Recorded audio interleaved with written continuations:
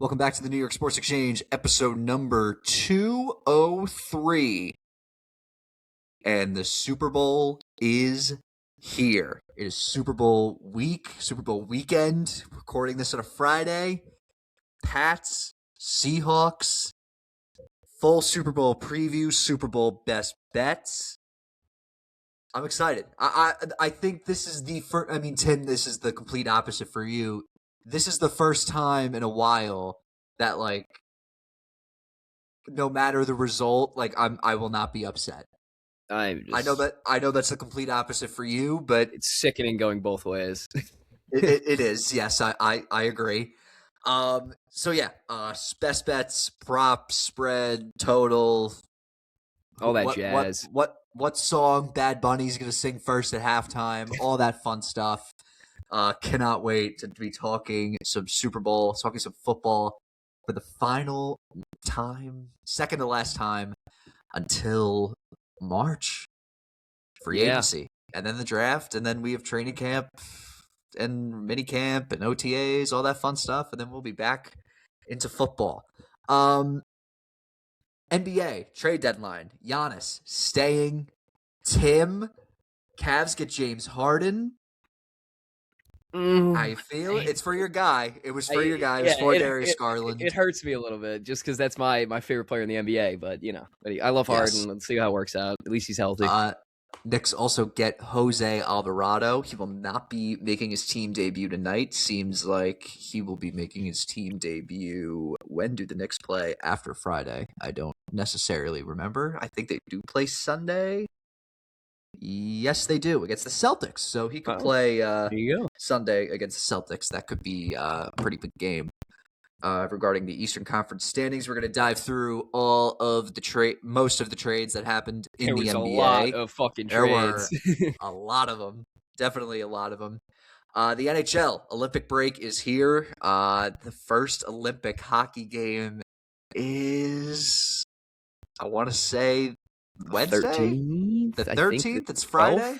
I don't know, the 12th or 13th, I'm not sure.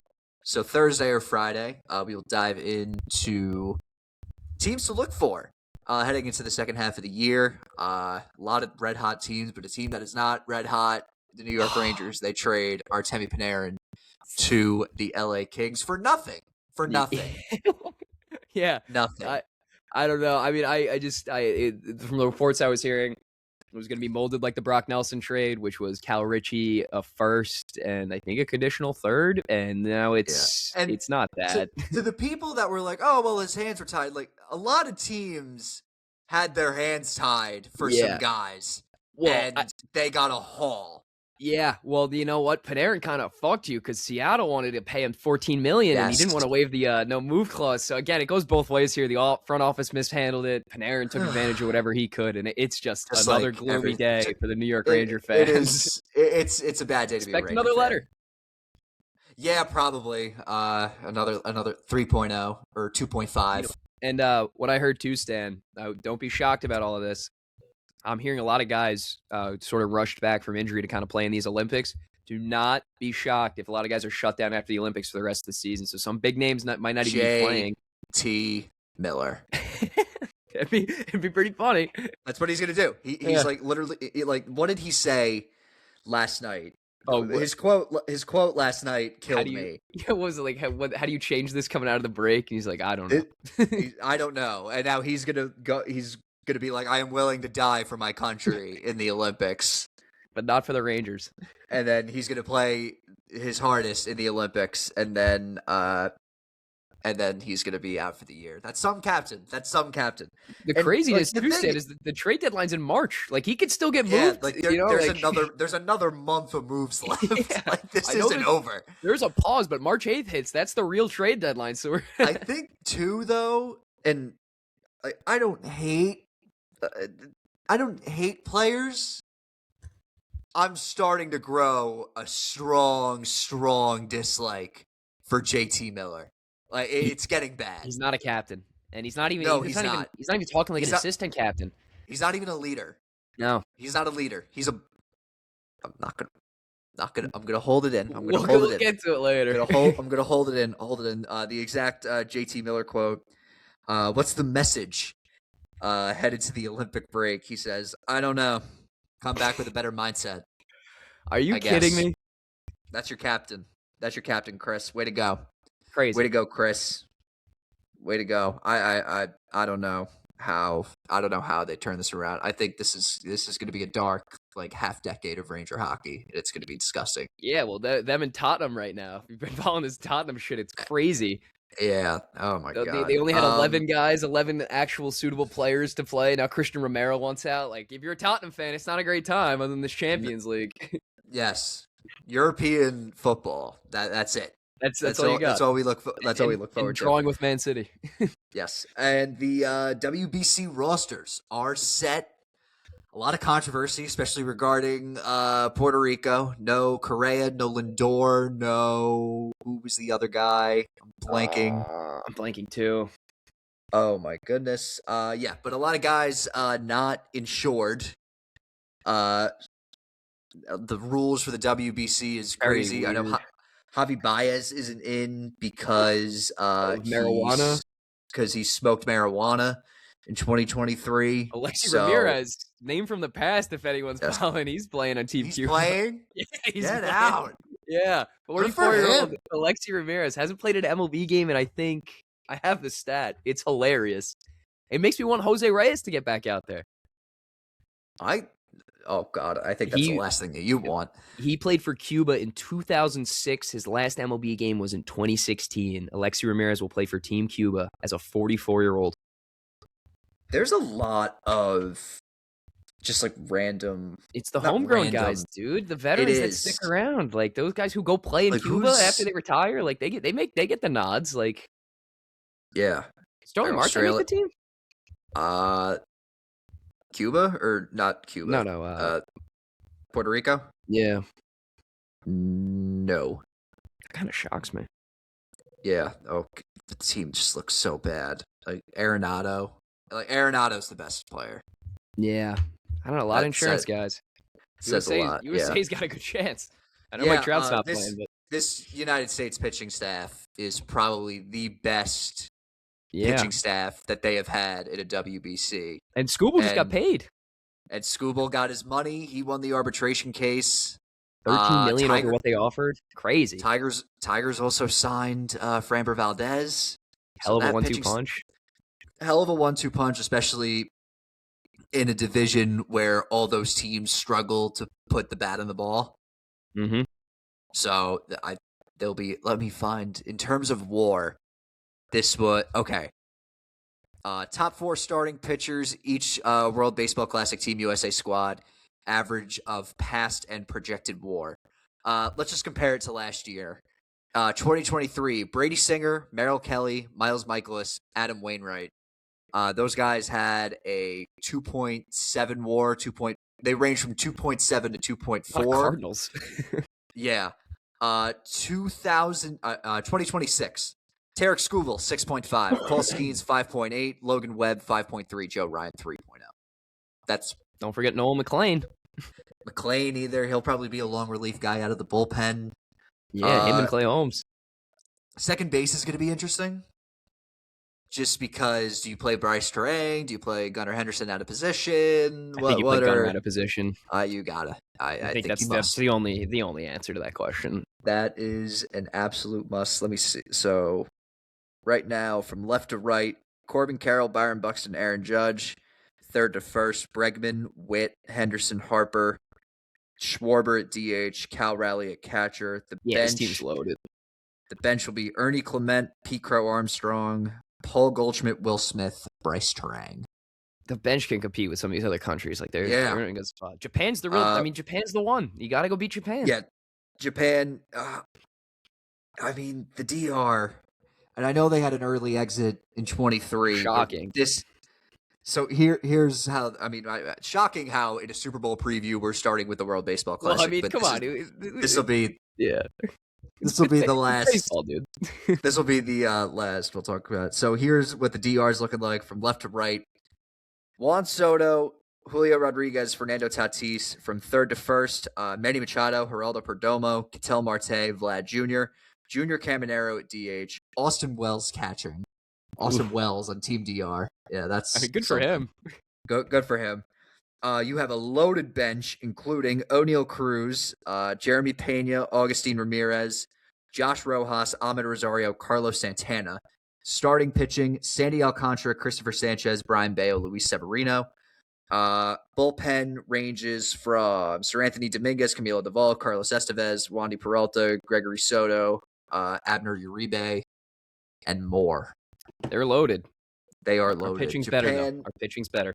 Our pitching, I mean, if they're running to Sanchez, I know, but I'm worried. I know, but they run into Scooble in an elimination game. I mean, you're not even fucking hitting them. You're not even.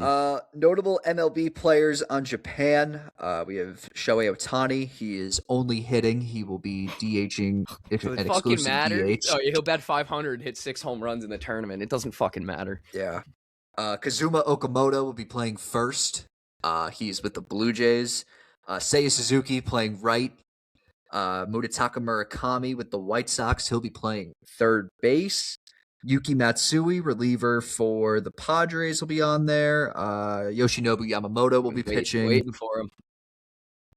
Who? He might be the best fucking pitcher on the planet, dude. Yamamoto. No. I'm saying I'm waiting for him. He might be the best pitcher on the planet, dude.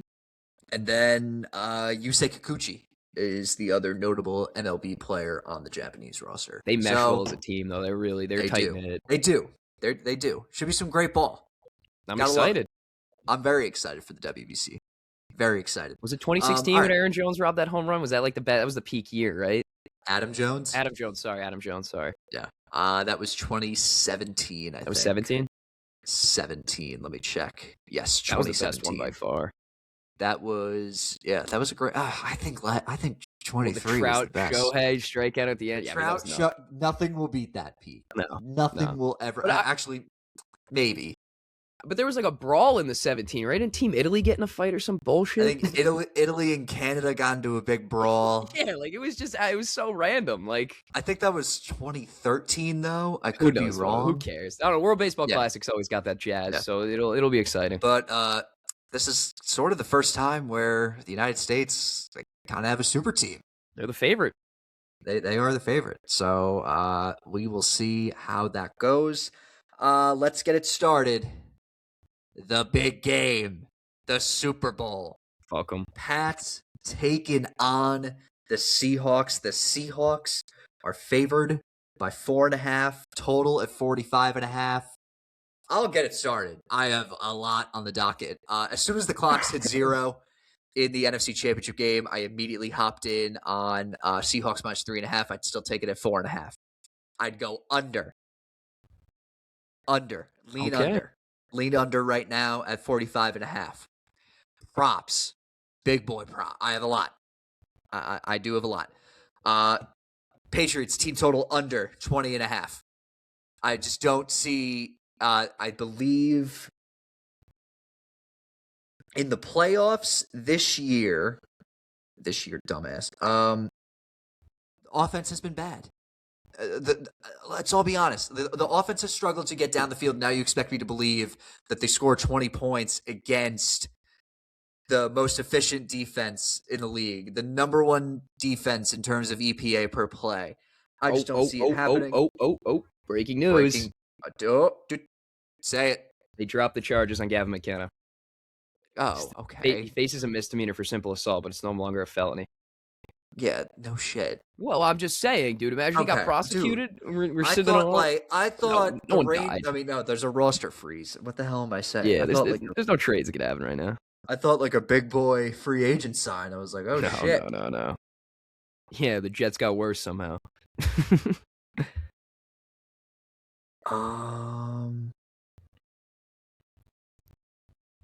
Sorry, I'm reading something.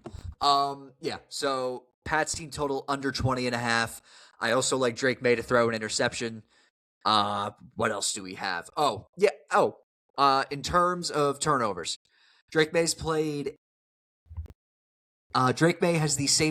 6 games against teams over 500. He has 8 turnovers in those games. He's played 20 games this year. 4 of them have come against teams that are over 500. He has 8 turnovers in those 4 games. He has 8 turnovers in the rest of those games against teams that are under 500. So, plus I think the Seahawks pass rush is gonna have a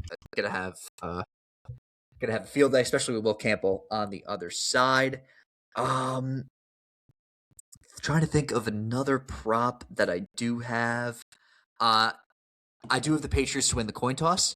An AFC team has won the coin toss each of the last 8 Super Bowls. I also have this Patriots first drive to end in a punt.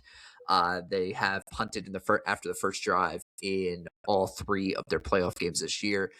As you can all tell, I am very high, very, very high on the Seattle Seahawks. Sneaky MVP pick that I like. I know the MVP is a quarterback award, but we cannot ignore what Jackson Smith-Njigba is doing right now. I think that I know he's like the 3rd favorite, but with the MVP being a quarterback award, I really like JSN to get MVP. So do I. Tim, in case you missed it, I took Patriots to win the coin toss. The last 8 Super Bowls, all AFC teams have won the coin toss. Random Patriots first, yes. Patriots first drive to end in a punt. All 3 games in the playoffs, so the Patriots have their first drive ended with a punt. Sneaky one that I like. The Patriots punter is not that great. I forget what his name is. I do like Rashid Shaheed or Seahawks special teams anytime touchdown. Yeah, I like that too. What else? Tails. I like Tails. What do you think? Tails? I mean, Tails never fails. I got nothing against that. It's a 50-50 shot. Tails never fails. And now the halftime show. I have a dark horse first song, and there's like a heavy song that's the favorite for first song just because it gets active. But Bad Bunny will sing Chambea as his first song. He will sing Chambea as his first song. I don't got anything crazy like that. That's nuts. Chambea is the one off the docket. All right. I don't hate it. I don't hate it. I need to check the odds of what it was. Super Bowl halftime. You know what I'm loving? Halftime show. What I'm really loving? Song. What are you loving? Drake May 1+ interceptions. I took Drake May to throw an interception as well. I'm loving that. That's kind of the one that I throw the house on. I would also take. I don't necessarily know if this is even going to be. You probably can't, but because it's -132 for him to throw a pick. But if you can get that, Sam Darnold's not going to throw an interception. I would put money on that too. Chambea is currently +750. Okay. +750. That's good odds. That's very good odds. And also, I saw a guy on TikTok that I follow for Survivor content, but he said that he has correctly predicted all the last 10 first songs of a halftime show. How this guy's got it. I didn't check on it. I'm gonna blindly believe it. Shout out to Tony Squares.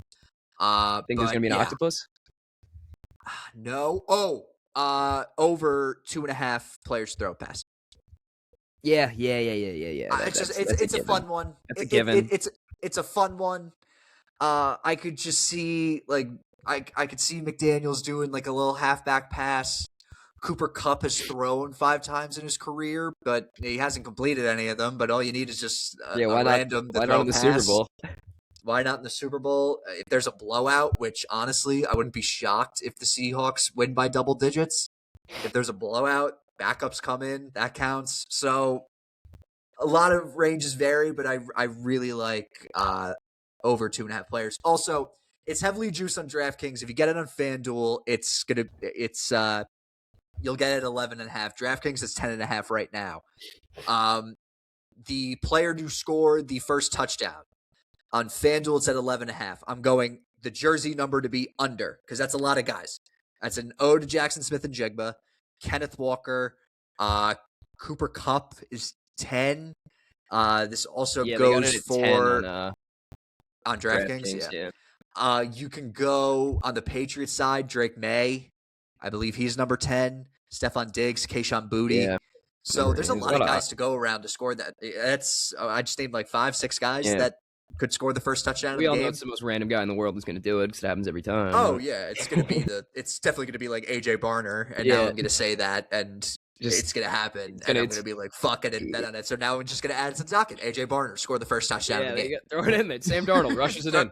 Sam Darnold rushes it in. Plus 4,000. Why not? Why not? Throw it in. Throw it in. Why not? Yeah. Cam Akers touches the field. Who knows? Cam Akers has a roster spot. And the Seahawks, I'm pretty sure. Get out. No way. Cam Akers has a plus 9,000 for first touchdown. Damn. I don't think that's going to happen. Score at all. You want some value? You throw the term value around a lot. Soroka to win fucking Hart. Yeah, the Hart is ridiculous. He's definitely winning the Vesna. That is for sure. His numbers are better than Hellebuck's last year. I don't see it that far out of the picture. That is true. Yeah, DraftKings still has it at over 10.5. Some of these props are like very. I like Sam Darnold's under on passing yards. If that's something you want to throw in there. Drake May over rushing yards. I like too. I think Sam Darnold under 231.5 seems pretty easy in my mind. Well, defense wins a game, dude. I know what he did. I know what he did, Stan. I know what he did. Tim, I don't threw think he for 375 yards. I know in what he NFC did. Championship game. He played a clean game. Played like the cleanest of games. I know what he did. I'm just telling you, this is what's going to happen. You sure? Yeah, I'm throwing the house on it.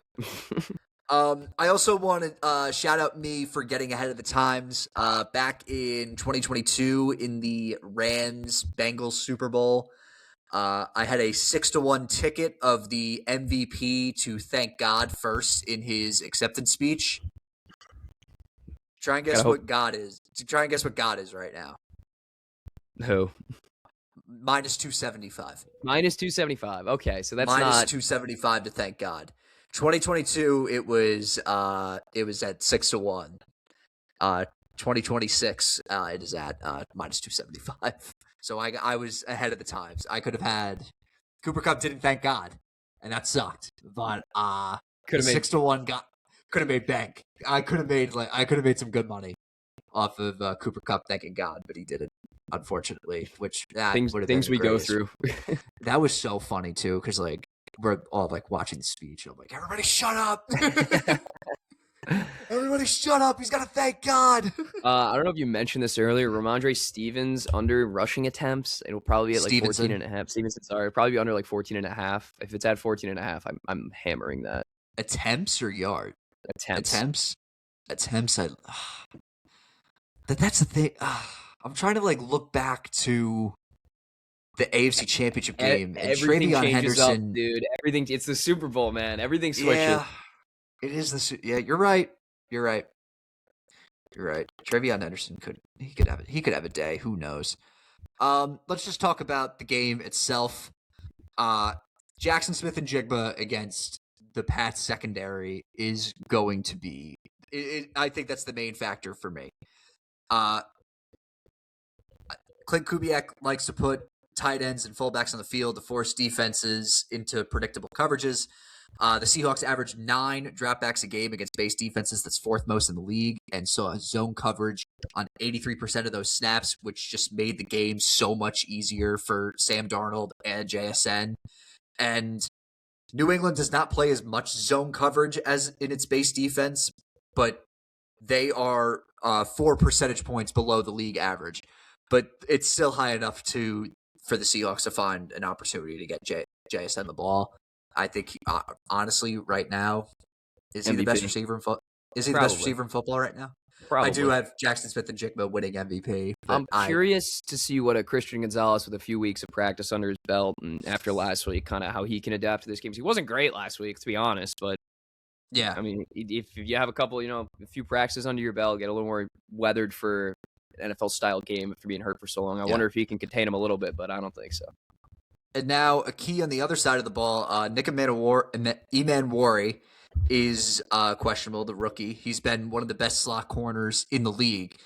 He left practice on Wednesday with an ankle injury. If he plays on Sunday, he is the answer to stopping Drake May because Drake May loves throwing to his slot receivers. Lives in the slot. Lives in the slot. And I think one of the best examples of Imanwari doing that, stopping the slot, it was against Puka Nacua in the championship game. He's got great length, great closing speed, and he broke up a lot of completions that should have been easy completions on an out route.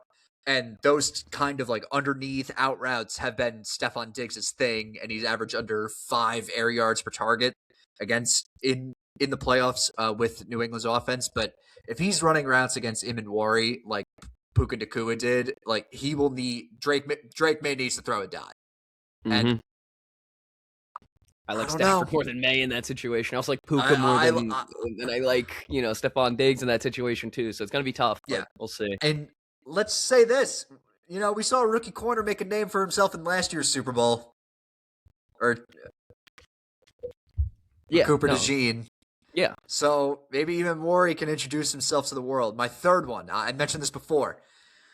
Will Campbell's having a rough go of it. Horrible, dude. Horrible. He is having a very rough go of it.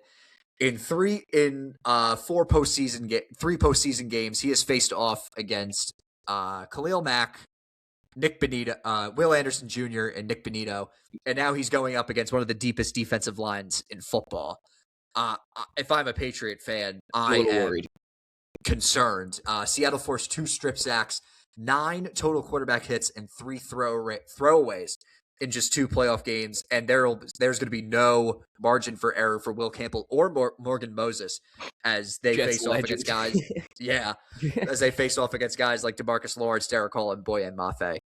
Yeah, you can't really. I mean, it's gonna be tough to double on the line too with Will Campbell. Like, if you can't really be a weak link in the Super Bowl. If you're gonna get beat, you're gonna get beat, and he's been getting beat all playoffs. Like, this is gonna be the real toughest test they've had, and we'll see. You can't, yeah.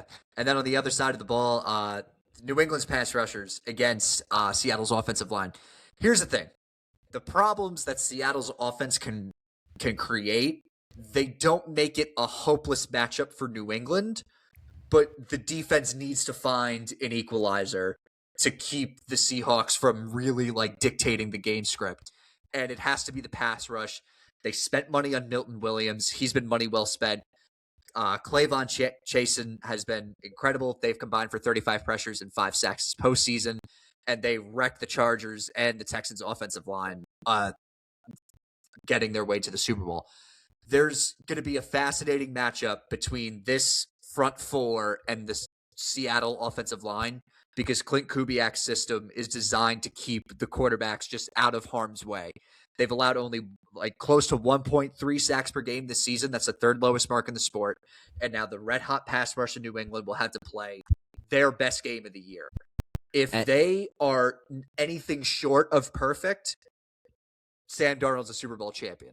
Yeah, and this offense moves with ease. You want to talk about someone who should be well seasoned and having to escape the pocket. I mean, Sam Darnold knows better than anyone else what it's like to face some fucking pressure as a quarterback. So especially with the Jets. So as a guy who's seen it a lot, you know what I'm saying? I think he'll be well prepared for a situation like this. I think they're going to give him some comfort back there. But if things do get hectic, I think he'll be able to figure it out.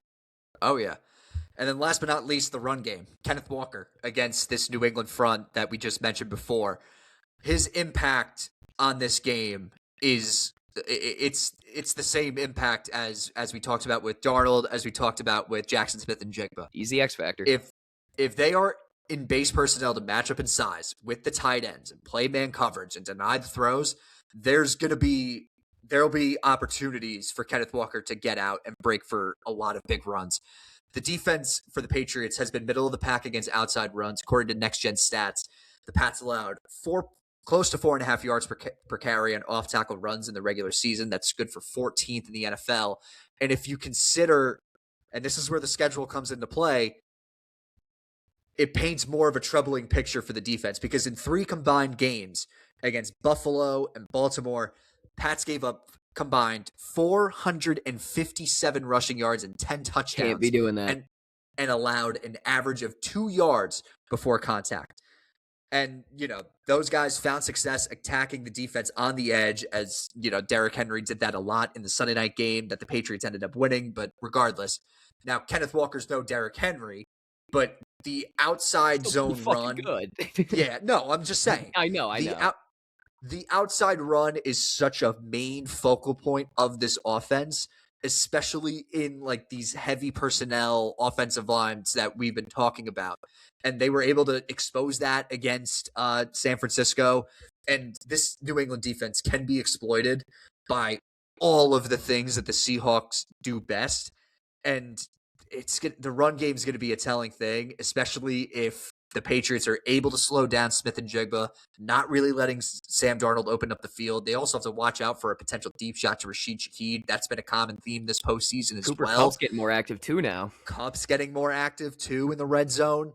So this could be something. This could be something. Also, another X factor here is Tom Brady, because if Clint Kubiak balls out, like if he puts on a masterclass, you got to think Tom Brady's like grinning ear to ear that's his head coach, and Fernando Mendoza is going to be learning under a Clint Kubiak offense.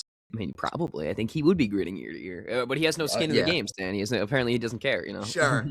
Well, he's an owner. He's an owner now. He can't care. He's an owner, analyst, works at TV. Somehow that's allowed, but I don't want to get into all that. I don't think we had to worry about a Raider primetime game on Fox. No, I don't think we do either. I don't think we have to worry about Raider Jet primetime on Fox. Yeah, I don't think it's happening. I don't think that's happening in the foreseeable future. Yeah, that's Super Bowl.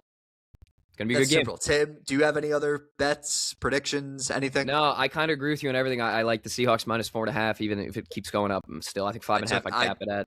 I took it at 3.5. Yeah, I would cap it at 5. I got eager, and just like as soon as the clock's at 0 and it was available, I put. I don't blame you. It was at 3.5. I'm not saying it's their game to lose, but they have looked not perfect, but very close to it in these past few weeks. They have. I think they're rolling at a different level. I know the Patriots have kind of squeaked by a few of these games with some some unfortunate injuries on the other side, weather related stuff. They not saying they have an easy path, but it's been a little bit different from what the Seahawks have been doing. Neutral site game.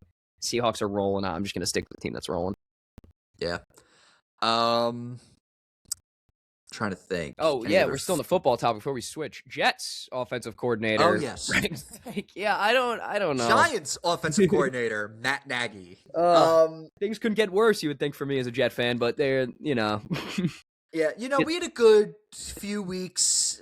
Giants, got Harbaugh. Then all of a sudden, Matt Nagy's your offensive coordinator, and your owner is in some. Steve Tisch is in some pretty hot water that I'm not going to touch up on. No one wants to touch base with Woody Johnson either. He's in a similar situation, except he won't. Yeah, I'm not even talking about that. He won't stop fucking meddling with these coaching hires. I don't know if he cares or if he just doesn't like the Jets. I don't know what it is. But just stay in your office. Don't come down. Yeah, stay in your lane. Stop. Just stop. You make it worse every time. Every time. Yeah. My thing with Nagy, and now here's the thing. Two-time Super Bowl winning offensive coordinator. True. He was not responsible for the Chiefs' collapse this year because Andy Reid was calling plays. Also true. He was a double doink. He was a made field goal away from winning a playoff game with Mitch Trubisky. Also true. On the other hand, it's Matt fucking Nagy. 34-33 record as a head coach. It's not great. Well, it doesn't matter. I know. He's an offensive coordinator. I'm just saying. It's just like he doesn't have that winning under his belt.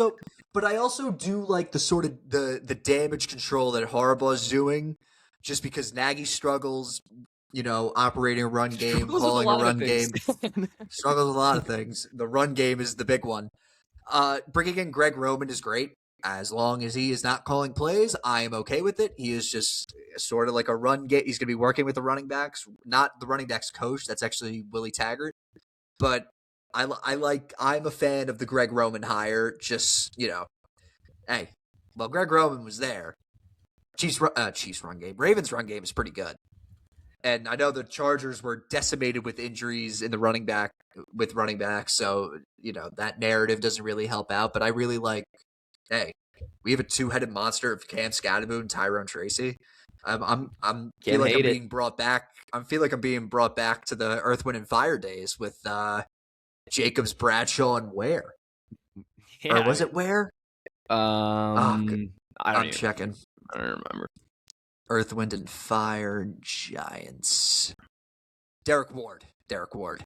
Yeah, Jacobs was Earth, Ward was Wind, and Bradshaw was Fire. Well, there you go. I mean, listen. You got a decent.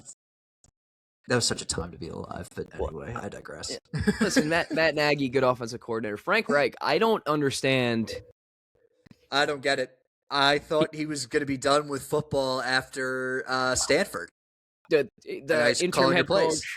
I mean, he's a quote unquote the worst quarterback whisperer I think I've ever seen. I don't understand. Like I don't get it. Like we're going to draft a quarterback next year. This is our guy. Like this is the guy you wanted to learn under. It didn't work out with Luck. It didn't work out with Wentz. I don't know. He didn't. Did he have Luck? Yeah. It worked out with Luck when he was the head coach in Indy. It wasn't really his fault, I guess. But did he? But did he have Andrew? I don't think he did. Did he? I mean, he may have. Either way, it didn't work out with whoever he's had. 2018. So probably. Oh, he was gonna have Luck, and then Luck retired. Okay. Retired. Yeah.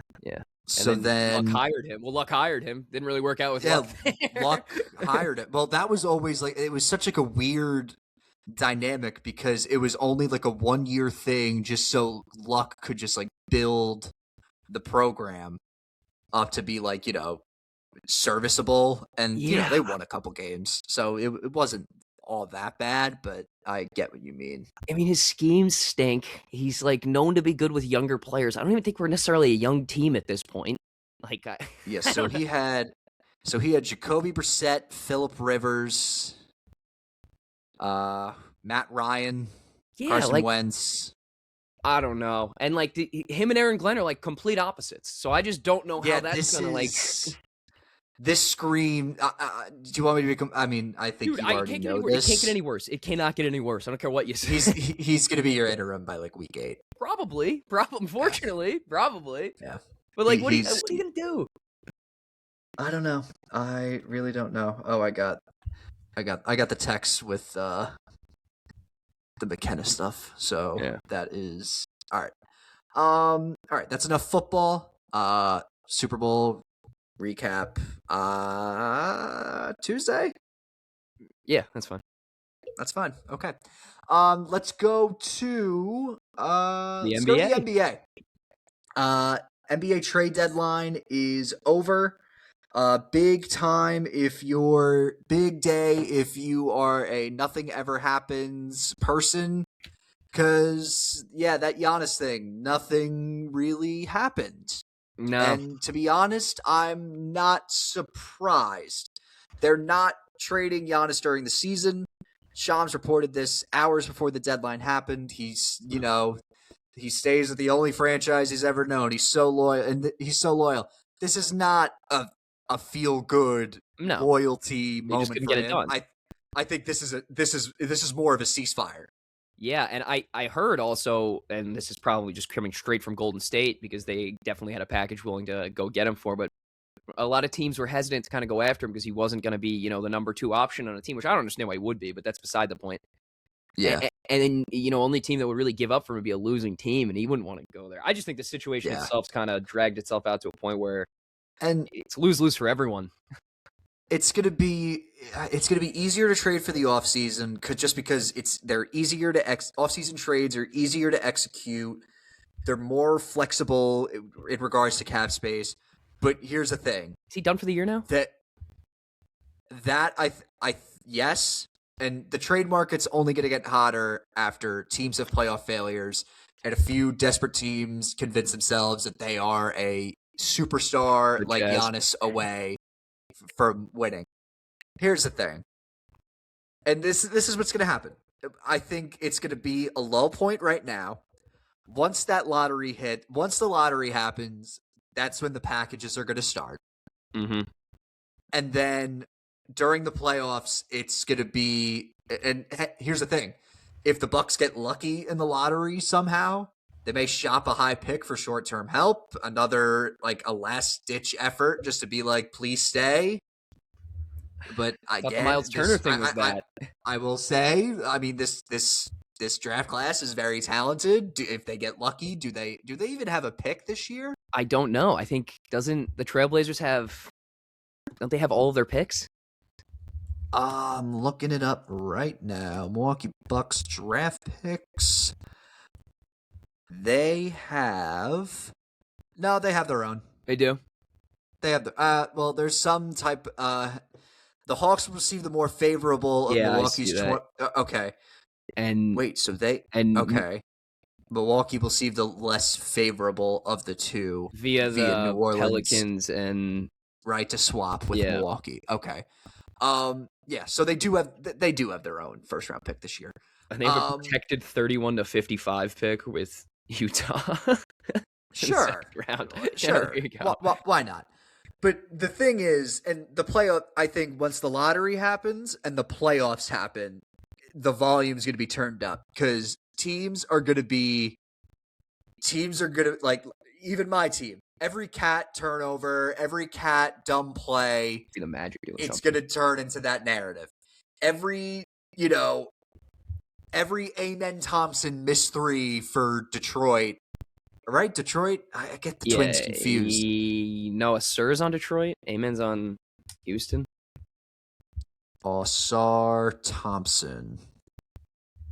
Asar is on Detroit. Every Asar Thompson missed three is a big one, or not missed. Amen Thompson. You know what I mean? I know what you're saying. I know what you're saying. Every missed three by one of them is going to lead to something. And do you think the Magic could possibly make a run? Maybe. No, they won't trade Paolo. The last 2 months, I wouldn't call them pointless. It's just too early. Today felt like it wasn't like how do I put this? Like the deadline yesterday didn't feel. Yesterday felt like nothing happened, but then the conversation's going to flip again. Yeah. I just think that, this Giannis watch, like, it's not dead. It's just going to load up a next chapter. It's on a standstill right now. Like, there's a little ceasefire. It's a ceasefire. Yeah, it's a ceasefire. You're right. It is a ceasefire. There's nothing they could have done. I mean, I'm sure some of the packages were okay. They were decent packages. There was a couple 4 first-round pick packages, some guys coming in return, but it's not what they were looking for. I'm not really sure what they're looking for, to be honest with you. I don't know what they want back. Young, controllable players and draft picks. That's what they wanted. Yeah, but it's like, who... I don't know, like, who's going to give that up? I'm not saying Giannis doesn't make a team instantly better, but a team trying to develop, like, a system and a scheme, he kind of completely turns that on its head, and you can't really, like, place him into a system. Like, he is a system. You know what I mean? Like, you don't put him on Golden State, and you're like, all right, you know what? Like, Steph's still going to, rip threes. Like, we're going to need you to play low and kind of, you know what I mean? Like, he doesn't, I don't know. He doesn't really fit some of the schemes some of these teams are putting together. It's really going to be interesting. The offseason is going to tell a lot. I think the Miami Heat are going to do whatever they can to try and get him. I don't know how well it's going to work out, but we'll see. Yeah. All right, let's get to the trades that actually happened. Tim, let's start with you. The patron saint of trade requests has striked again. Apparently he didn't request James Harden. That's bullshit. That's all I heard. I don't care. I'm calling bullshit.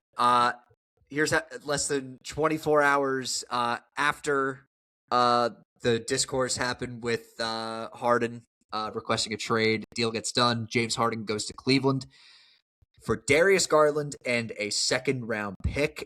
It's especially in this apron era that we're in. It's like it's honestly simple. They swap 2 all-star guards that have identical salaries and they play the same position.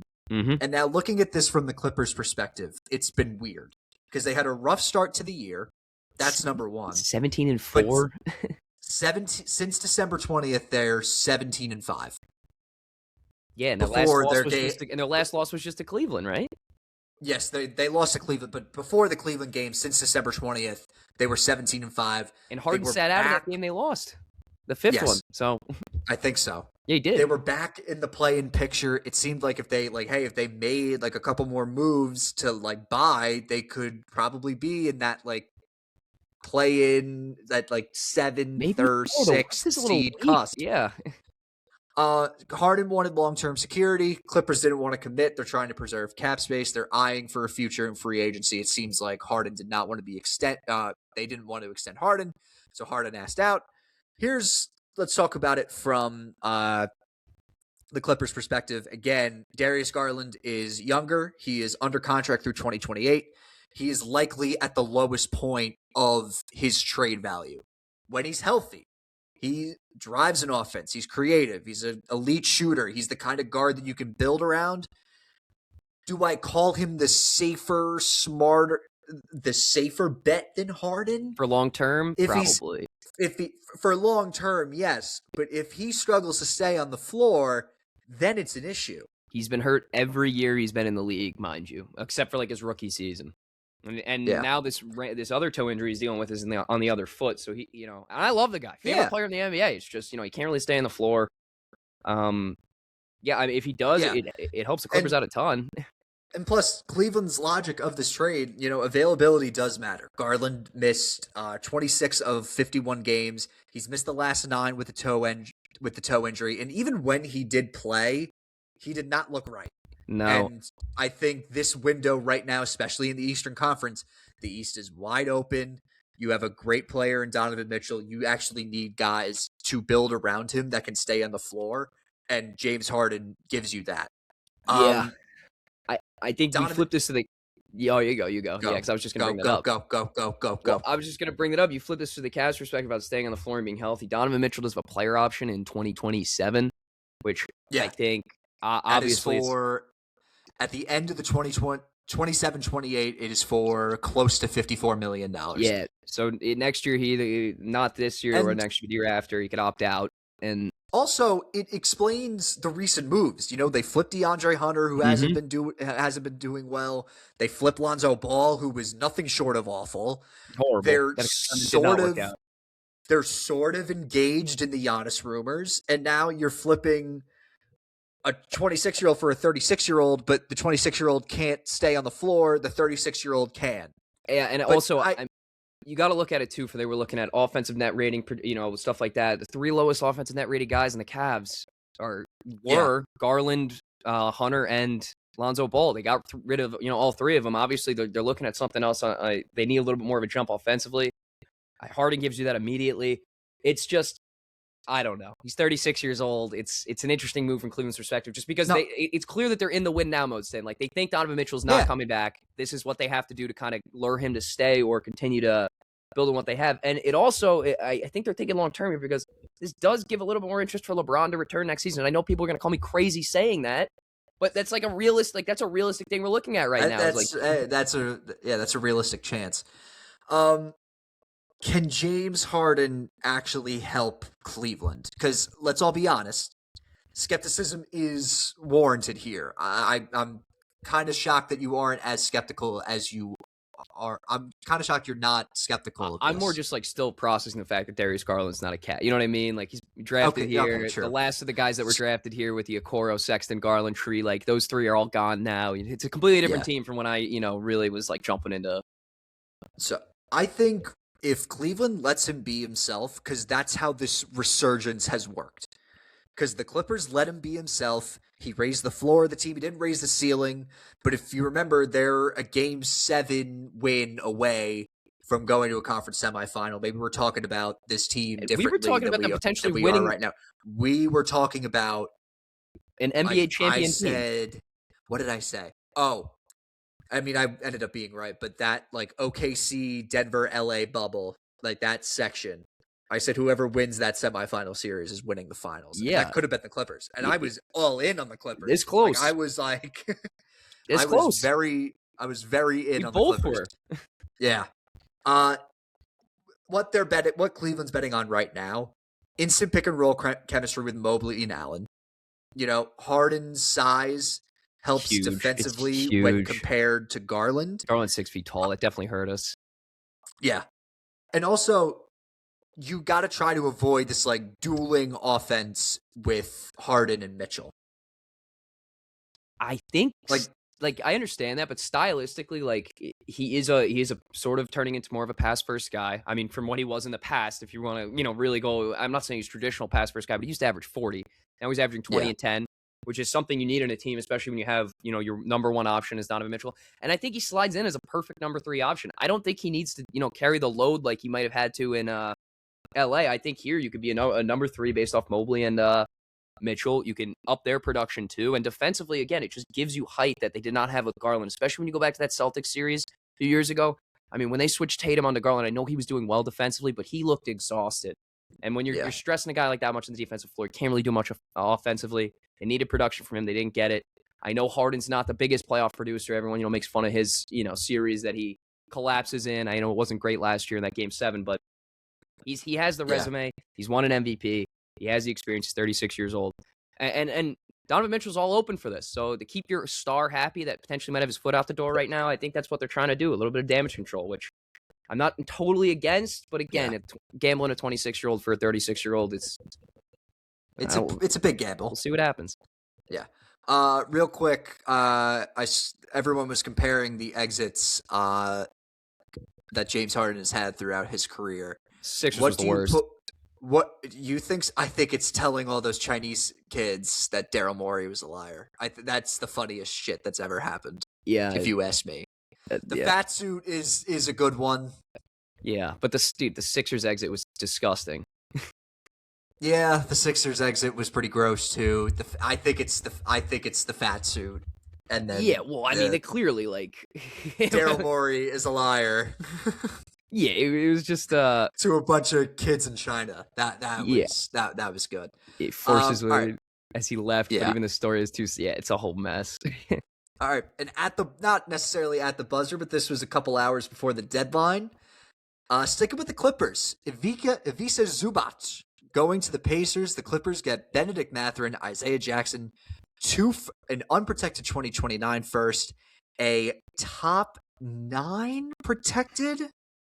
They're mailing it in, dude. The Pacers first, 2 firsts and a second. One of the picks is an unprotected 2029 first. The other is the Pacers 2026 first round pick this year if it lands 5 to 9 in the lottery. Indiana currently is the 3rd worst record in the NBA. If the Pacers actually play Zubac instead of, holding him for next year, they could win a few games. They could drop out of the prime lottery position in a crowded tank race with a loaded draft class. If they keep tanking, the lottery luck could still push them down. And if that 2026 first round pick for the Pacers doesn't land within 5 to 9, the Clippers will get a 2031 unprotected first instead. Zubac fits in Indiana. It's a great fit once Halliburton returns. He's not a shooter like Miles Turner was, but he has an excellent touch and feel for the game, and he thrives in a fast-paced ball movement offense. He adds real size, he adds great rim protection, and he gives the Pacers a chance to be really good defensively. And he's on a fantastic contract too. He's has an AAV of $20 million a year for the next 3 seasons, and that's great for a team when you're already paying Halliburton on a max deal and Siakam on a max deal. Here's the gamble less than Jared Allen, just so people know. Yes, the gamble for the Pacers here is that the Pacers were already positioned to contend for the next 5+ years, and Zubac lets them compete immediately when Halliburton comes back and maximizes a window with Siakam. But here's the thing. This lottery pick could really change things. Let's say they do luck out and they land themselves a DeBonsa or a Peterson or a Boozer, hell, even a Caleb Wilson. Missing on that pick could shorten the long-term window. This is a ballsy bet by Indiana. I mean, the best case scenario here is that they get Zubac and they luck into a pick. Worst case, they win just enough games to really lose this lottery value. The lottery is a big deal this year for the Pacers. It's a big deal, and it's a big deal for the Pacers too. Who would have thought? If you were to tell me Game 1 Eastern Conference Finals last year that the NBA draft lottery would have is going to be a big day for the Indiana Pacers just because of all the shit that went down, I would not have believed you. But here we are talking about it. The Pacers could really land themselves a star player to match with Halliburton, Siakam, and Zubac. That's big. Yeah, I think that championship run kind of, I think, put them in perspective. We could win now, and Zubac helps us win right now. I don't necessarily think they can. I think the East has gotten better since that run last year. You're going to have Jason Tatum coming back the following year, especially when what's his face, Halliburton gets healthy. I think the Knicks got better. Cleveland getting James Harden makes them just a little bit better now, I would say. So that window for them, I'm not saying that they don't have a chance, Stan, but I'm saying this is extreme. This might be the most ballsy move of the fucking. I mean, this is a big gamble. You got to hope it works out. Pretty big. I don't. Keep going. No, I'm saying I don't know if I love it or hate it, but we're gonna find out. We'll see. Yeah. I think the lottery will tell us how we feel about that. Yeah. About that pick. Next trade. This is a big one.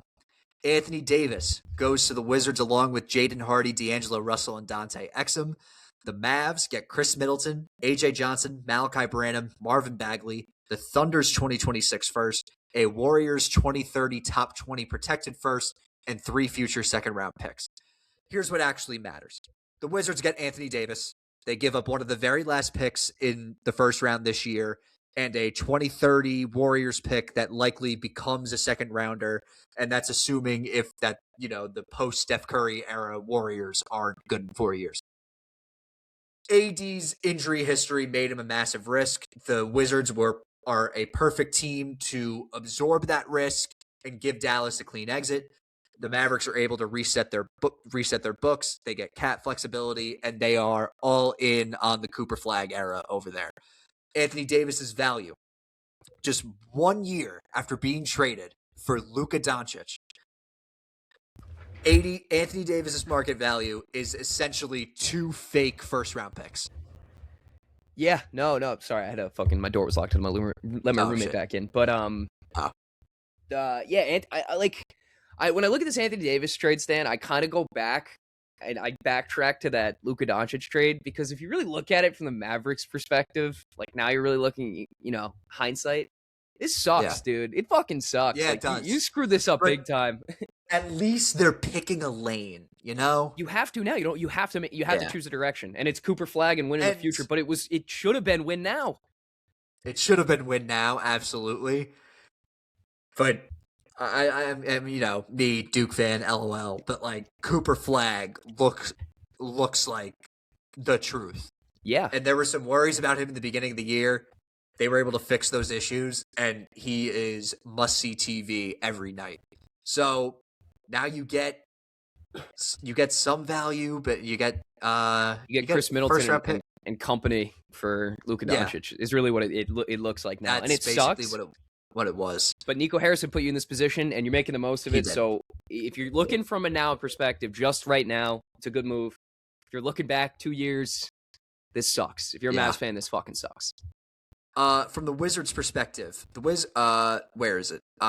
They land a true star without touching their best assets. Do people want to play in Washington now? Is DC a hot spot? I don't know. You don't give up any core draft picks, no prospects or sacrifice. There's upside with a limited cost. You have a great front court of Alex Sarr and Anthony Davis, where the ceiling on defense is insane. You have a 3-point shooting is fucking through the roof for those two guys. Trae Young and a Trae Johnson backcourt. Those guys are going to shoot the deepest threes every game, and you're still loaded with versatile wings and lineup flexibility.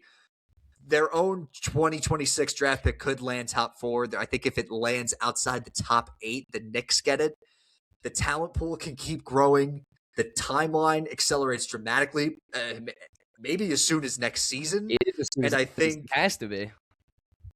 And here's the thing: the bottom feeders, the bottom feeder of the NBA, the Washington Wizards, are making aggressive moves. But the question is, are they exploiting the inefficiencies in the market, or are they the inefficiency in the market? And that time will tell. Yeah, we're gonna find out. I don't know. They're a very interesting team now. They remind me a lot of a better Atlanta Hawks team that we were talking about going into this season. This year. Yeah. This year. That obviously didn't work out. But this might, and it's just again it's another team in the East that could cause some problems for a team like the Pacers for next year, trying to make a push. This Washington team can make some noise, so I'm excited to see if they can stay healthy. Yeah. Let's go to the well, let's do this one first, because we didn't bring that. You didn't bring this one up earlier. The Kristaps Porzingis trade. We didn't talk about that one. I do want to mention that one. My Google Docs just fucking crashed. So let me go back to go back to that. Yes. Okay. Let me find it. Oh my God. This is crazy. Sorry, guys. Hold on. There we go. Got it right here. They finally did it. Golden State finally did it after years of just a poor relationship. The Warriors finally let go of Jonathan Kuminga along with Buddy Hield. They're going to Atlanta in exchange for Kristaps Porzingis. No draft comp, no future cash, just a good old 2-for-1 deal. This is like, we didn't want you. You didn't want to be here. You didn't want to be here. Just go there. Like, just go over there. The Hawks are essentially getting just like a 30-day risk-free trial. Kuminga has a team option at the end of next season. If things go wrong, the Hawks can, sure they will wipe their hands clean by declining the option and moving on. More likely, I'd say this is a more calculated bet on a depressed talent where the Hawks front office believes he could be a long-term piece. He fits the new mold for the Hawks of size and length across all positions, gives them another player who can, go in transition. And while this saga with the Warriors may have felt like it lasted an eternity, Tim, Jonathan Kuminga is still 23 years old. Crazy, right? Crazy. He's still 23. And also, I remember he was in the G League thing at this stage at this stage of Buddy Hield's career, he has more or less been reduced. He's just trade bait at this point. He's having the worst season of his career. And even if his typically elite 3-point shooting reemerges, he'll be redundant with younger players like Corey Kispert, who I believe is with the Hawks. That he was a part of the Trae Young trade. Luke Kennard could have been a part of that as well, but he got traded to the Lakers. Plus, Buddy Hield is guaranteed only $3 million if he's waived by the end of the draft. He won't be long for Atlanta. For the Warriors, the trade is less important than it implies. You don't give away one of your precious few young players in a smaller trade if you think that you still have a shot at Giannis before the deadline, but you didn't anyway. And they pivoted to a player who, in theory, offers everything that they could ever want out of a big man. He has everything but availability. He's played in just 17 games a season as he tends to whatever the hell he has, not of least of which is managing his postural. No one knows anymore. I typed it in. Postural orthostatic tachycardia syndrome, POTS. It's an incurable condition that can dramatically increase one's heart rate while standing upright. Potts has snapped Porzingis' effectiveness in the postseason last year. Fuck, is he still in the NBA? On the court, I don't know. He's still a sharpshooting matchup nightmare with legitimate rim protection credibility, but the Warriors, they've already lost Jimmy Butler to a torn ACL. They need their best talent to stay on the floor. That's a premium that Porzingis' body may not be able to pay. May not. No, this is literally just we are taking a flyer on a guy that might work out down the line to get rid of a guy Kuminga, who was begging to be traded for the last 2 years. They finally found a suitor because clearly there just wasn't a market for him. I don't think anyone even wanted him. They get that out of the way. They move Buddy Hield, an aging guy. Porzingis isn't going to play. I don't know. I don't think that really does much for them. I'm not sure what direction they're going to. I know Draymond Green's a little upset from the trade talks. His name getting thrown around a little bit. So I don't think tensions. Yeah, I don't think it's the highest of vibes in Golden State right now. But I think he sort of understood. He didn't have a choice. I mean, he didn't necessarily have a choice. So I think that is definitely just is what it is. Something to keep in mind. All right. Next up, the Jaren Jackson Jr. trade. The Utah Jazz this is a big swing. The Jazz get Jaren Jackson Jr., John Conchar, Jock Landale, who ended up going to Atlanta, and Vince Williams Jr. The Grizzlies get Walter Clayton, Kyle Anderson, Taylor Hendricks, George Niang, and 3 unprotected future firsts. Here's why Jaren Jackson Jr. was always the domino. Memphis already traded Desmond Bane last summer to Orlando. They signaled an openness to moving on from Ja Morant. The value.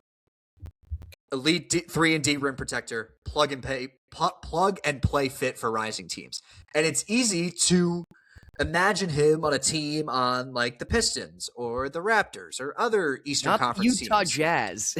Not the Utah Jazz, but I think this is not about this year. This is about next year and beyond. They gave up the Utah, beyond. they did give up the beyond. That is true. So here's your emerging core. This is probably your starting five going into next year.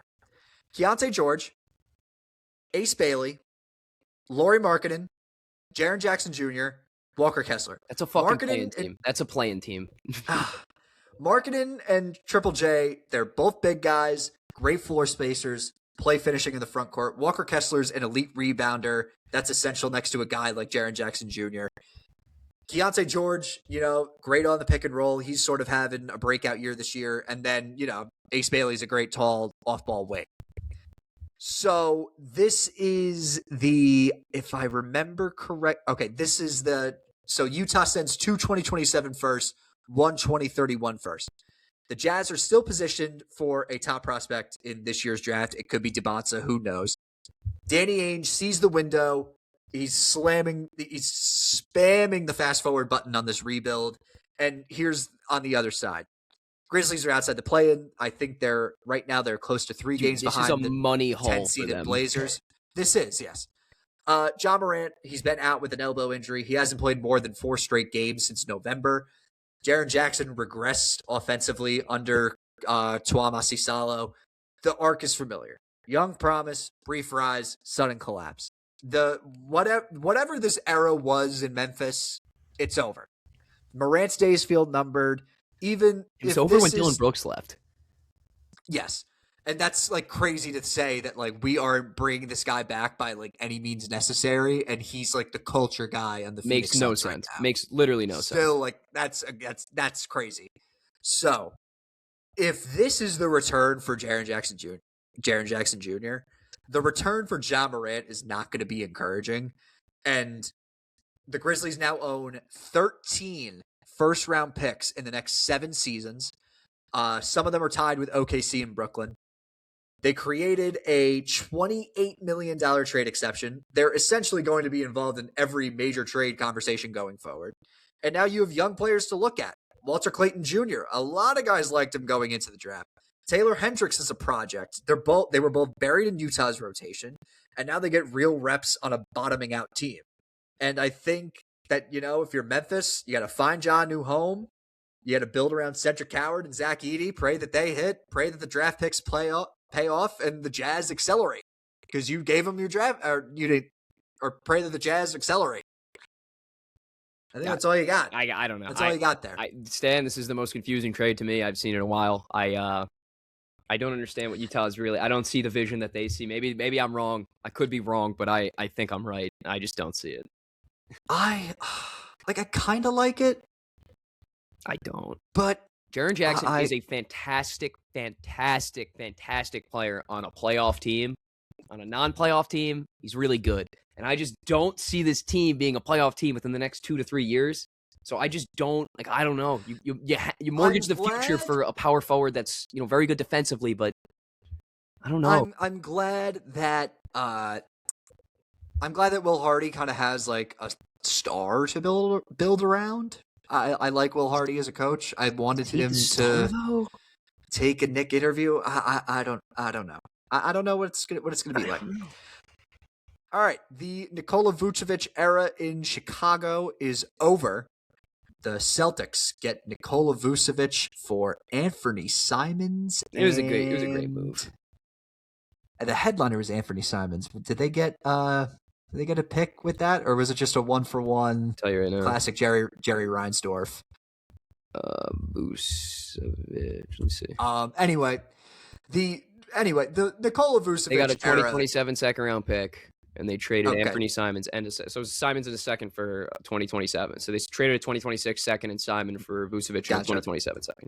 And I hate to say this, but I called this when they traded for when the Celtics traded for Anthony Simons in the summer. And here's the thing: it wasn't like I think Anthony Simons would be like good, but he's been bad. He's been pretty bad. Yeah, but. Going into the year, we didn't know what the Celtics were going to be. We didn't know if they were going to be this the team that they are right now. And we basically said that, hey, if you're good or feel like you're in a playoff position, you can use him as bait and go get someone. And this is exactly what they did. So the Nikola Vucevic era in Chicago is over. It'll be remembered for just pure mediocrity, and this trade was kind of a disaster considering the fact. Well, no, it is not his fault, but considering the fact that the pick that the Bulls gave to Orlando ended up being Franz Wagner. But despite that, Vucevic was productive in his 15th season, averaging 17 points, 9 rebounds, 4 assists. Solid 3-point shooter. He can dribble, pass, post up. He fit well in the fast-paced Billy Donovan offense. It's smart, clean business by the Celtics. Simons had been used as a bench scorer, and Boston was very thin up front with Neemias Queta and Luka Garza. Great stories. They're not your answers in a playoff rotation. No, they're not even your answers in a regular season rotation. No. They needed a dependable big for a real postseason run. And here's the thing. Vucevic's weaknesses are well known.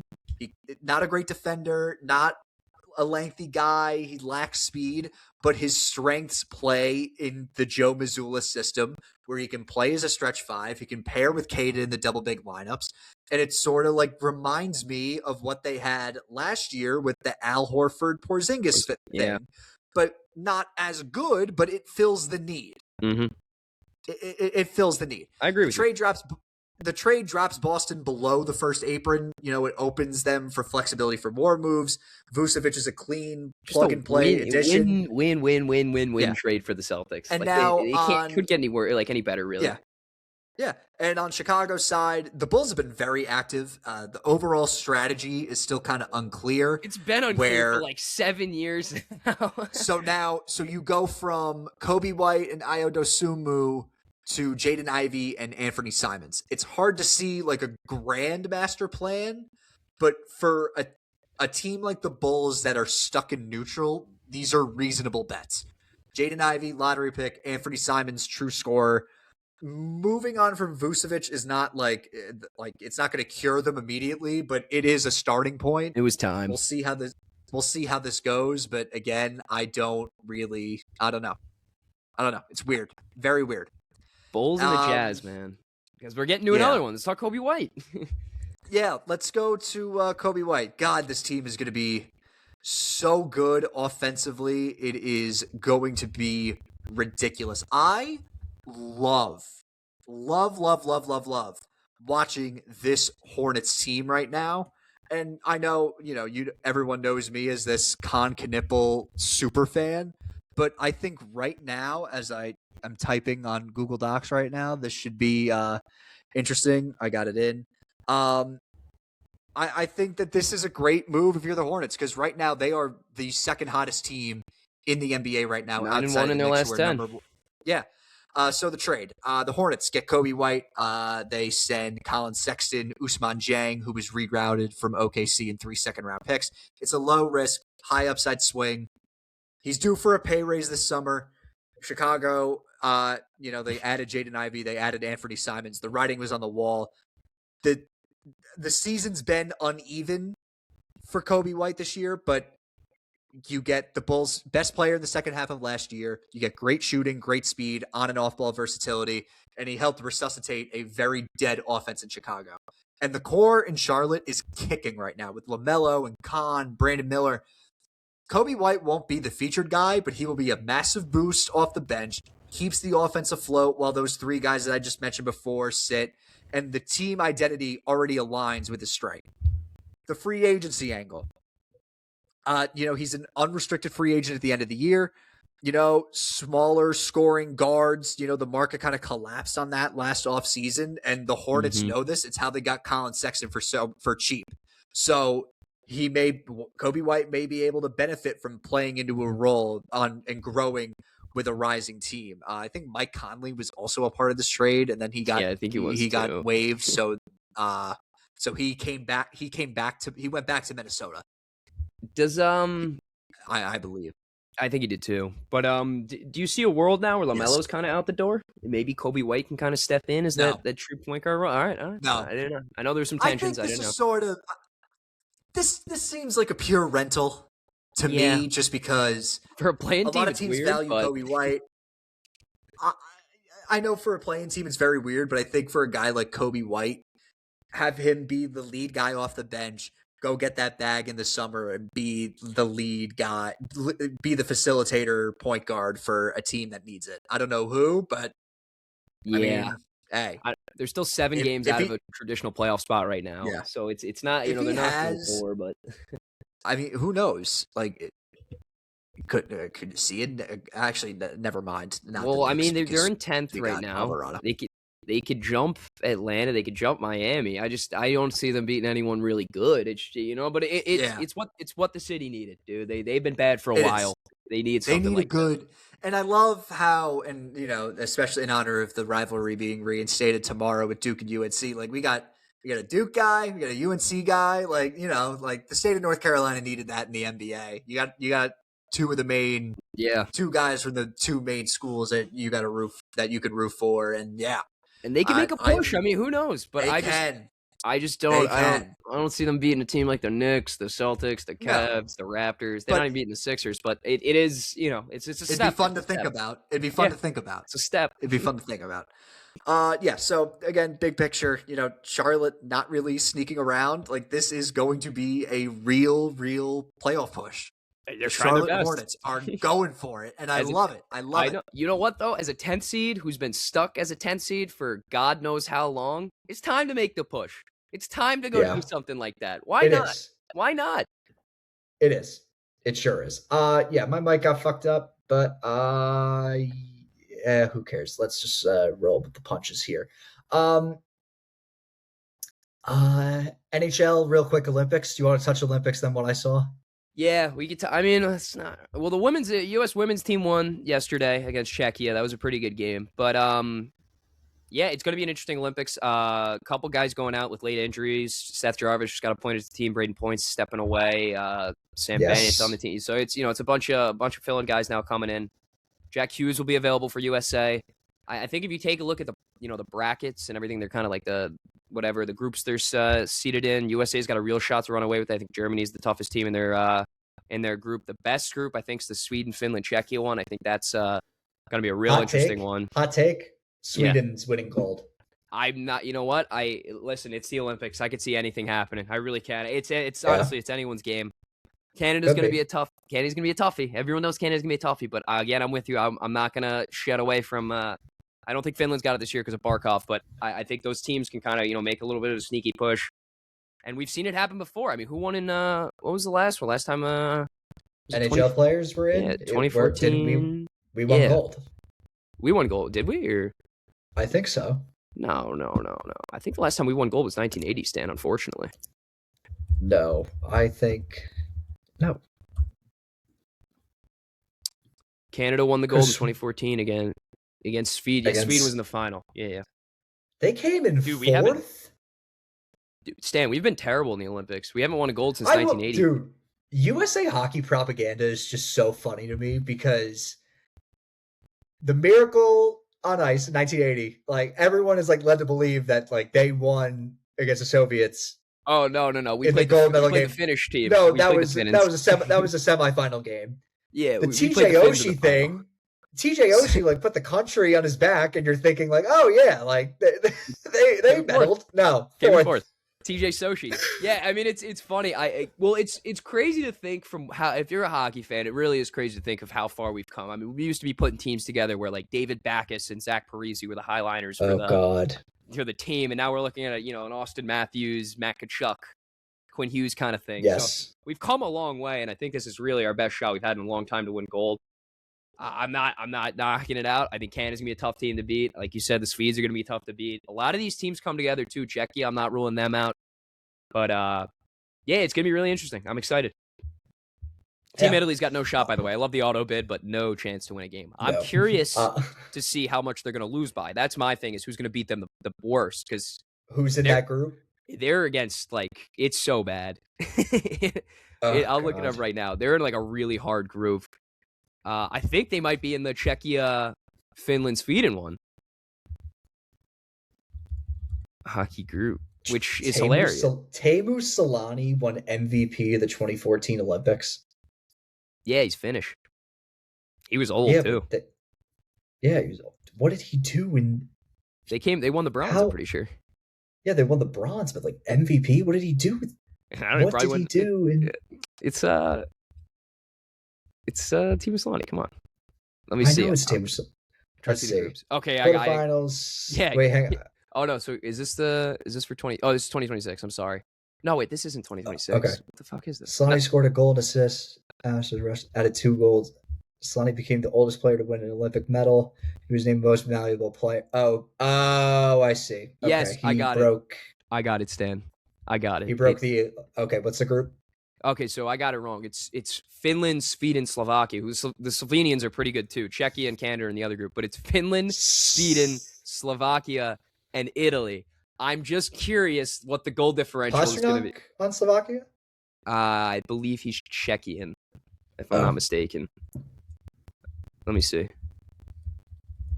Who even is on Slovakia, I wonder? Yeah, he's Czechian. Okay. Team Slovakia hockey. Let me look it up real quick. Because I think Tim's gonna get this answer. We'll go to what I saw. Yeah, go to what I saw, Stan. I'll get this answer right now. All right. Okay, moving on to what I saw. Real quick, I got it. Now I'm going to cut you off. You got it? Okay. Yeah, the highlighters for the team are obviously Slavkovsky. Yeah, Pavel Regina. He's a rookie on San Jose. He's been great this year. Simon Nemec, guy we see a lot in Jersey. Martin Feravari.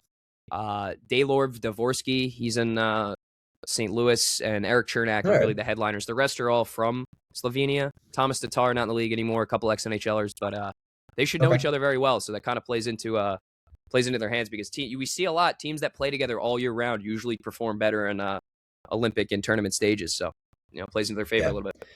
All right. What I saw, I have 2 both pertaining to college basketball. Duke UNC is tomorrow. Very odd that they have it during Super Bowl weekend, but we move anyway. The rivalry never stops. For us. Duke's favored by 5.5 at the Dean Dome. Should be a fun one. Boozer versus Wilson. Duke's been hitting their stride. This is sort of like the rough part of their schedule coming up. So we'll see. Going to be excited for that one.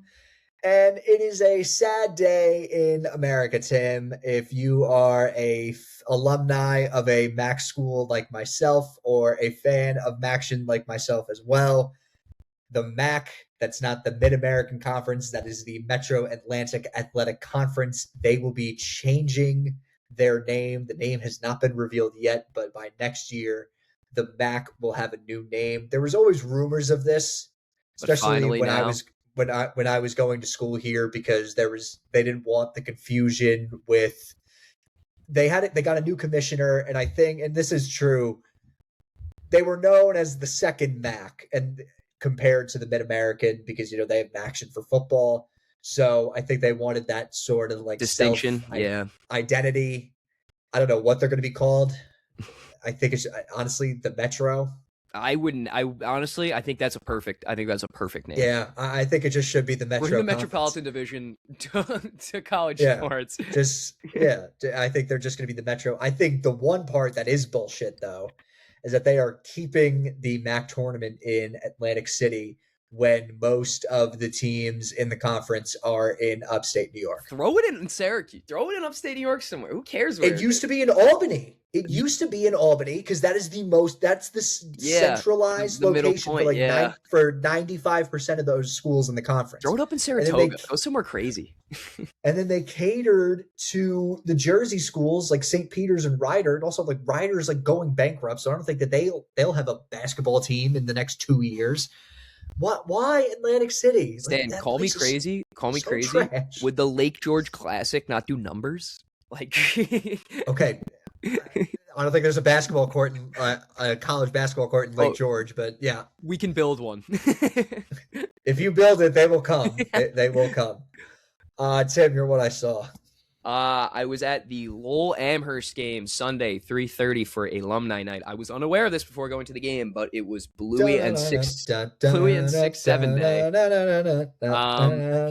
I didn't realize how big Bluey was to the younger population. The line was a bunch of kids there, 3:30 games. So kids love Bluey. I did not know that. They showed up to the matinee to go stand online all the way around to go get a picture with Bluey. I didn't want to wait on the line, so I didn't get one. But if he comes back around, I'll have to snap one. I didn't realize how big of a celebrity he was. So kids really love Bluey Yeah. these days. That I is came face to face with Bluey. definitely. Yeah. Also, Tottenham tomorrow, 7:30. Man Yes, United. They I have a won't tough be stretch up for coming up. that, No, I but might. I don't know. I'll catch the highlights if I don't. I probably won't be. But Yeah, big game tomorrow. UConn taking on St. John's tonight at the world's most famous. Should be a big Another one. big game. There you go. That is going to be hockey a big, at break. so It's only basketball right now. I know it's our sport. It's our time now. It truly is. Just some games on Saturday. Sticking with the theme of the college basketball push to March. Like I mentioned, UConn and St. John's today. Then we got Duke and UNC. Let's see. What's the other big one? I'm blanking on Is it Houston BYU? Yes, Houston BYU. Thank you. Miami and Marshall? Miami of Ohio, mind you. Yes, the Miami of Ohio. They do their they you know how they have like the ACC SEC challenge in like the beginning of the year? Yeah. Yeah, the MAC does it. The MAC Sunbelt Challenge in like February, which is strange, but I mean, I'm all Fun for belt, it. baby. I'm all for non-conference hoops in the middle of the season. Illinois, Michigan State, Tennessee, Kentucky. That should be a big one as well. Tim mentioned Houston, BYU before. Florida A&M. Look out for A&M, man. I like this team a lot. I like them a lot. Florida's favored on the road, but I really like this A&M team. They almost beat Bama. They were 10-point underdogs. They almost beat them outright. Damn. Can Ohio State take down Michigan? No. Okay. I didn't know if there was going to be some fueled over bad blood from football. Maybe they got a shot here. No. Michigan looks really, really good, especially after gun that to your Michigan head State right game. now, they're going to win the Natty, if that's who you're going with. No. Okay. Well, we went over this earlier, but things have changed in the past few weeks, so I don't know. Things have changed. Yes, like I will say. I mean, I mentioned it before, but the BYU Kansas game was awesome. All 18 minutes that Darren Peterson played in that game was incredible. But I don't know what the hell's going on there. But then he played the entire game. I don't know. I think the scenario with him is if he feels any slight cramp or pain, he's just done. I know this was the NBA. Yeah, that's where anything on Sunday. Texas Tech, Arizona, Kansas on Monday at Allen Fieldhouse. That should be a big one. Purdue, Nebraska on Tuesday, and then we're recording on Tuesday, and then we'll save it for another recap. That should be good. Yeah. So loaded hoops. A lot of college basketball coming up the next few weeks. And hockey's not back till the 22nd, so we got a lot of basketball. And then I think the main event. I don't know if you know this. The main event, the 21st, is Duke, Michigan in Washington D.C. Yes. Wait. I don't know. Wait. Game hockey. 25th, it comes back. The NHL comes back. Yeah, but I want to see because it might be that's. Okay, so wait, what did you say? The 21st? The 21st is... Okay, so we'll have the gold medal game on the 19th, and then a day off, and then we have that big game. So there you go. Lovely. Love to hear, love to see it. All right. That's also a loaded day, too. Jesus Christ. Michigan, Duke, Arizona, Houston, UConn, Villanova is always a fun one. Iowa State, BYU. Damn. It's a great day of hoops. On the association that day. Any good games? Knicks Rockets might be a big game. That could be a big one. Jesus. That is the big game on the slate. Knicks Rockets 8:30. Who's runs the world? There you go. Who's runs the world, man? There we go. All right. That's going to wrap it up. Be sure to follow us on Instagram, Facebook, and TikTok. Be sure to like this video on YouTube. Subscribe to our YouTube. Be sure to leave a comment on our videos. Be sure to follow us and rate us on Spotify. 5 stars.